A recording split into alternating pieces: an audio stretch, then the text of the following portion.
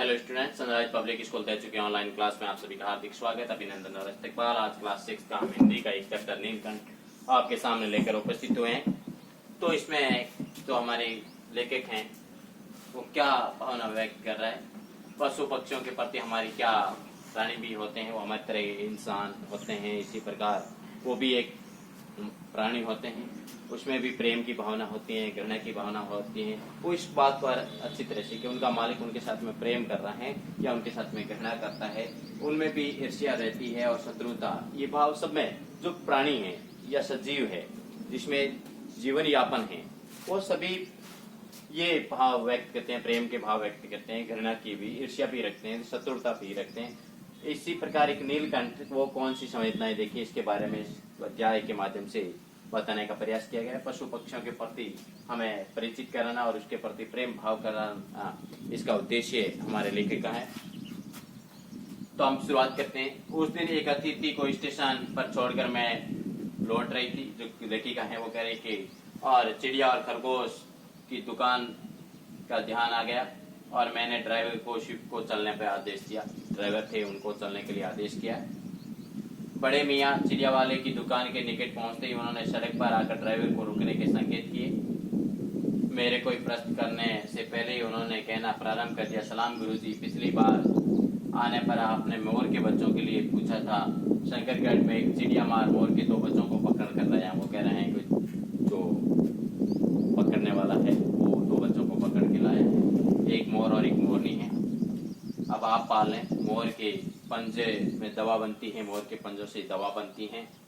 और जो ऐसे ही लोग खरीदने आए थे, आखिर मैंने भी, सीने में भी इंसान का दिल है, मारने के लिए मासूम चिड़िया को कैसे दूं। टालते हुए मैंने कह दिया, गुरुजी ने मंगवाए हैं और वैसे हमारा ये रोजगार भी खराब है, बस पकड़ो पकड़ो और मारो मारो। बड़े मियाँ के पास शान की तूफान मेल के लिए निश्चित स्टेशन नहीं था, वो बोलते ही जा रहे थे, उनका कोई रुकने का स्थान ही नहीं था। सुनने वाले थक कर वहीं पर उनको रोक देते और वहीं पर स्टेशन मान लिया जाता था।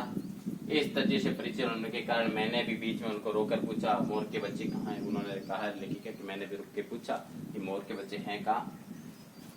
बड़े मियाँ ने संकेत का अनुसरण करते हुए मैंने पिंजरे के पहुंची और तीतर के समान 2 बच्चों को देखा और पिंजरा इतना संकीर्ण था कि पक्षी सावक जाली में गोल फ्रेम में किसी जड़े चित्र जैसे लग रहे, आप जड़े हुए लग रहा था, कोई चित्र है, वो जीवित है ही नहीं। मैंने निरीक्षण के साथ साथ बड़े मियाँ की भाषण मेल चली जा रही थी। ईमान कसम, ये सब चिड़िया मार मुझसे इस मोर के जोड़े को नगद 30 रुपए लिए। बहुत का भाई, जरा सोच तो, इतना मोर के लिए कोई खासियत भी नहीं है, तो इतनी बड़ी कीमत था। वैसे ही मांगने चला तो ये जो पूंजी है क्यों सुनने लगा, आपका ख्याल करके अच्छा व्यवस्था भी कर देना पड़ता है। अब मुनासिब समझे 30 चिड़िया मार के नाम और 5 बड़े मियाँ के ईमान के देकर मैंने ये छोटा पिंजरा कार में रख लिया और जाली के चौखट पर चित्रित जीवित हो गया। मैंने शौक झटपटाने लगे और पिंजरा सजीव और उड़ने योग्य हो गए। घर पहुंचते ही सब कहने लगे, तीतर हैं, मोर कहकर ठग लिया। ये तो तीतर हैं और इनको मोर कह के आपको ठग लिया गया है। कदाचित अनेक बार ठगे जाने के कारण भी ठगे जाने चित्त की दुर्बलता बन गई। अप्रसन्न होकर मैंने कहा, मोर में क्या सुराग के पैर लगे है, तो वही पक्षी चिढ़ा दिया जाने के कारण संभवतः उन पक्षियों के प्रति मेरे व्यवहार और यत्न की कुछ विशेषता आ गई। पहले पढ़ने लिखने के कमरे में उनका पिंजरा रखकर उनका दरवाजा खोला, फिर कटोरे में सत्तू की छोटी छोटी गोलियां और पानी रखा। वे दोनों चूहेदानी जैसे पिंजरे में निकलकर मानो खो गए हो, कभी मेज के नीचे घुस जाते और कभी अलमारी के पीछे चले जाते। अंत में लुका छुपी के बाद उन्होंने रद्दी कागजों की टोकरी के नए बसेरा का गौर 2-4 दिन के बाद में इधर उधर गुप्तवास में और रद्दी की टोकरी में प्रकट होती। फिर आश्वस्त होकर कभी मेरी मेज पर, कभी कुर्सी पर, कभी शीर पर अचानक वो ऐसे खेलने लग जाती। खिड़कियों में जाली लगी थी, दरवाजे मुझे निरंतर बंद करना पड़ता था। खुला रहने से हो सकता है कि कहीं बिल्ली आ जाए और उनको खा ले जाए। अनुमान लगाना कठिन था। वैसे चूहों का आक्रमण भी नहीं करती थी, परंतु वहाँ सर्वथा परिचित पक्षियों को अनधिकार चेष्टा का प्रश्न था। इसके लिए दरवाजा बंद रहे और गहरे की मेरी मेज का कोई सिंहासन न बना ले। यही स्थिति मैंने अभिमानी मार्जरी के साथ में सहन करनी पड़ी।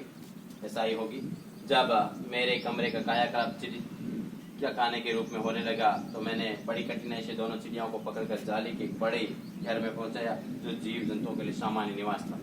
दोनों जो नवागंतुक थे पहले वाले वैसे ही कौतूहल जगाया और नववधु के आगमन पर परिवार में स्वाभाविक था। लका कबूतर नाचना छोड़कर दौड़ पड़ा और चारों ओर घुस कर गुट्टर की रागनी हलापने लगा।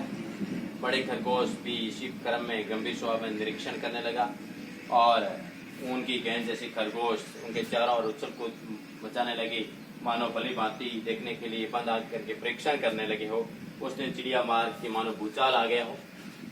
तो ये इस प्रकार से किस प्रकार से कबूतरों की कहानी, चिड़िया की कहानी, किस प्रकार से एक कवि का प्रेम है पशु पक्षियों के प्रति, इसमें वो जगाने की किस प्रकार की चेष्टा कर रहे हैं, ये बात बताने की लेखिका है वो प्रयास कर रही है कि किस प्रकार की संवेदना से, किस प्रकार से उनको भी प्रेम से प्रेरित किया जा सकता है। या हमेशा पशु पक्षियों को प्रेम से बांधा जा सकता है, किसी सोने की जंजीर से नहीं, किसी पिंजरे में नहीं रख सकते हैं। पिंजरे में वो अपनी जो नैतिक क्रियाएं होती है, प्राकृतिक क्रियाएं वो नहीं कर पाता है, क्योंकि गुलामी में कोई भी अच्छी चीज उनसे नहीं हो सकती है। हमेशा गुलामी के बंधन में उनकी वेदनाएं दब कर ही रह जाती है। तो इस चैप्टर के माध्यम से ये समझाने का प्रयास किया गया। आप हमारे ये वीडियो देखें और इसका जो शेष पार्ट है वो हम अगले वीडियो में आपको बताएंगे। आप हमारे वीडियो को देखते रहें ताकि अगले पार्ट में आपको इसका आने का पूरा इंटरेस्टिंग ट्विस्ट समझ में आ सके। आप हमारे वीडियो को देखते रहें। Thank you so much. Have a nice day.